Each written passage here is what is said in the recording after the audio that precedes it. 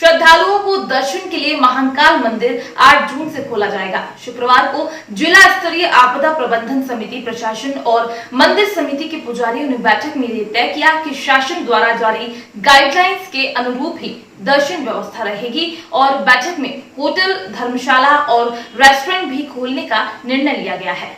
2.5 महीने के लॉकडाउन के बाद बाबा महाकाल मंदिर फिर से खुलेगा। इस संबंध में श्री महाकालेश्वर मंदिर प्रबंध समिति की बैठक की गई। बैठक में अधिकारियों और समिति के सदस्यों द्वारा श्रद्धालुओं के दर्शन को लेकर नीति बनाई गई। दर्शन के लिए श्रद्धालु को प्री बुकिंग करवाने, समय का निर्धारण, श्रद्धालुओं की संख्या, पास की व्यवस्था आदि के बारे में रूपरेखा तैयार की गई, जिसके अनुसार श्रद्धालुओं को 1 दिन पहले प्री बुकिंग करानी होगी। किसी आरती में श्रद्धालुओं को प्रवेश नहीं मिलेगा।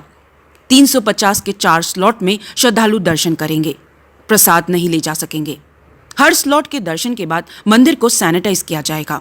देखिए, 8 तारीख को गृह मंत्रालय की गाइडलाइंस के आधार पर मंदिर खोलने का निर्णय लिया गया है और आज प्रबंध समिति में उसके क्या नियम होंगे, क्या कायदे होंगे, क्या उसकी अवधि रहेगी, इस पर विस्तार से चर्चा होकर निर्णय लिए गए हैं। इसमें जो सबसे महत्वपूर्ण निर्णय है वो ये है कि मंदिर में प्रवेश मात्र प्री बुकिंग के आधार पर ही मिलेगा। कोई भी श्रद्धालु सीधा मंदिर में आकर दर्शन के लिए नहीं आ सकता है जब तक कि वो प्री बुकिंग नहीं कराएगा, और प्री बुकिंग 1 दिन पहले भी करानी पड़ेगी। ये भी चीज़ जो है अनिवार्य है।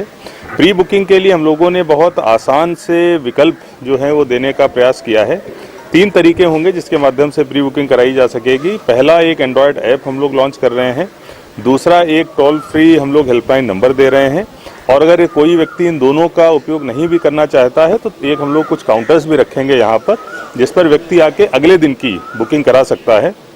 लेकिन जब वो व्यक्ति यहाँ तक आ जाता है तो हो सकता है कि अगले दिन की पूरी के पूरे स्लॉट्स बुक हो गए हों और उसको हो सकता है अगले दिन के लिए भी स्लॉट ना मिले। तो मैं आप सभी लोगों के माध्यम से श्रद्धालुओं को ये मैसेज देना चाहता हूँ कि जो पहले 2 ऑप्शंस हैं, एंड्रॉयड ऐप है और हमारा हेल्पलाइन नंबर है, उसी के माध्यम से बुकिंग कराएं, यहाँ पर कम से कम आएँ, जिससे कि उनको कम से कम असुविधा का सामना करना पड़े।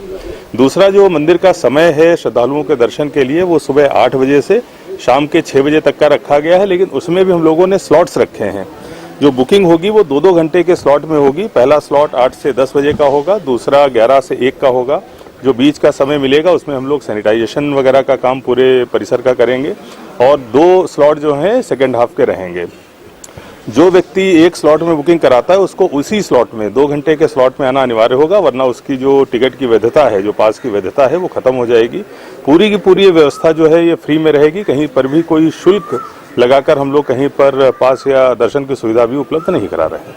बैठक में कलेक्टर, एसपी और अन्य अधिकारियों सहित मंदिर समिति के सभी सदस्य मौजूद थे।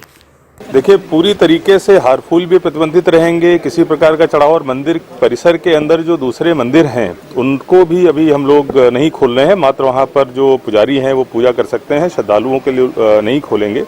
और गर्भगृह में प्रवेश प्रतिबंधित होगा। जो भस्मारती है उसमें भी श्रद्धालुओं का प्रवेश वर्जित रहेगा। जैसे सिंहस्थ में सावन की समय व्यवस्था होती है कि मात्र दर्शन की व्यवस्था जो है उपलब्ध कराई जाती है, अभी हम लोग उसी व्यवस्था पर काम करेंगे। सर, वीआईपीओ के लिए किस तरह से? देखिए, वीआईपीओ के लिए अभी हम लोगों ने कोई ऐसा जो है प्लानिंग करी नहीं है, लेकिन ये जरूर है कि बीच के जो कुछ स्लॉट्स अवेलेबल हैं उनके लिए एक वैकल्पिक व्यवस्था करके अगर कोई अति विशिष्ट वीआईपी है तो उसके लिए व्यवस्था कराई जा सकती है।